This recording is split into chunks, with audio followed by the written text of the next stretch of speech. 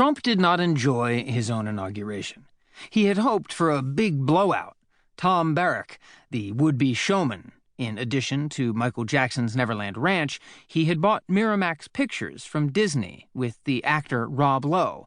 May have declined the chief of staff job, but as part of his shadow involvement with his friend's White House, he stepped up to raise the money for the inaugural and to create an event that, seemingly quite at odds with the new president's character and with Steve Bannon's wish for a no-frills populist inauguration, he promised would have a soft sensuality and poetic cadence.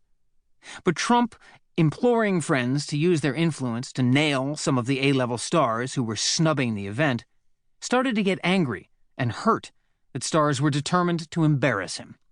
Bannon, a soothing voice, as well as a professional agitator, tried to argue the dialectical nature of what they had achieved without using the word dialectical. Because Trump's success was beyond measure, or certainly beyond all expectations, the media and the liberals had to justify their own failure, he explained to the new president. In the hours before the inauguration, the whole of Washington seemed to be holding its breath. On the evening before Trump was sworn in, Bob Corker, the Republican senator from Tennessee and the chairman of the Senate Foreign Relations Committee, opened his remarks as the featured speaker at a gathering at the Jefferson Hotel with the existential question, "Where are things going?" He paused for a moment, and then answered, as though from some deep well of bewilderment, "I have no idea." Later that evening, a concert at the Lincoln Memorial, part of an always awkward effort to import pop culture to Washington, ended up, absent any star power, with Trump himself taking the stage as the featured act, angrily insisting to aides that he could outdraw any star.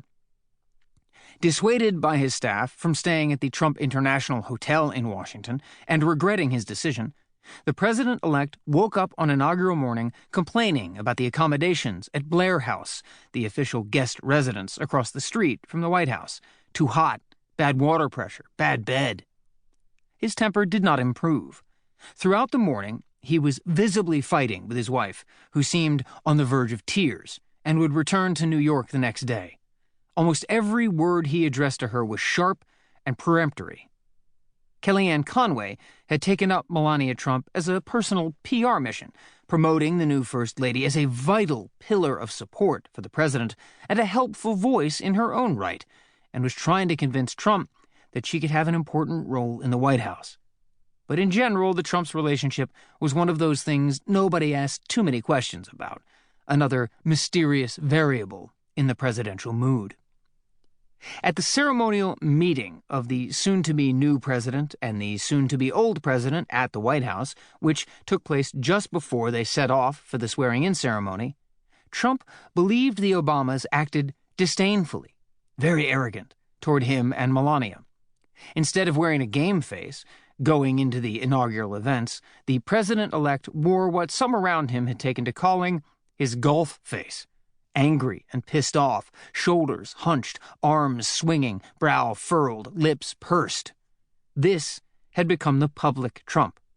Truculent Trump. An inauguration is supposed to be a love-in. The media gets a new and upbeat story. For the party faithful, happy times are here again. For the permanent government, the swamp, it's a chance to curry favor and seek new advantage. For the country, it's a coronation. But Bannon had three messages or themes he kept trying to reinforce with his boss. His presidency was going to be different as any since Andrew Jackson's.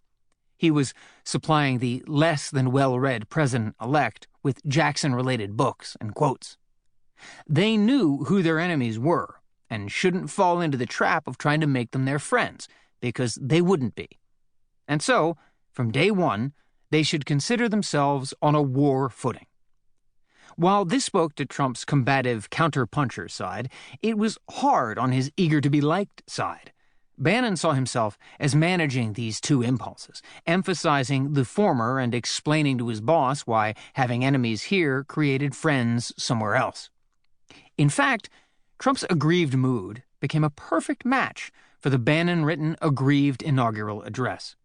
Much of the 16-minute speech was part of Bannon's daily joie de guerre patter, his take back the country, America first, carnage everywhere vision for the country. But it actually became darker and more forceful when filtered through Trump's disappointment and delivered with his golf face. The administration purposely began on a tone of menace, a Bannon-driven message to the other side that the country was about to undergo profound change. Trump's wounded feelings, his sense of being shunned and unloved on the very day he became president, helped send that message. When he came off the podium after delivering his address, he kept repeating, "Nobody will forget this speech.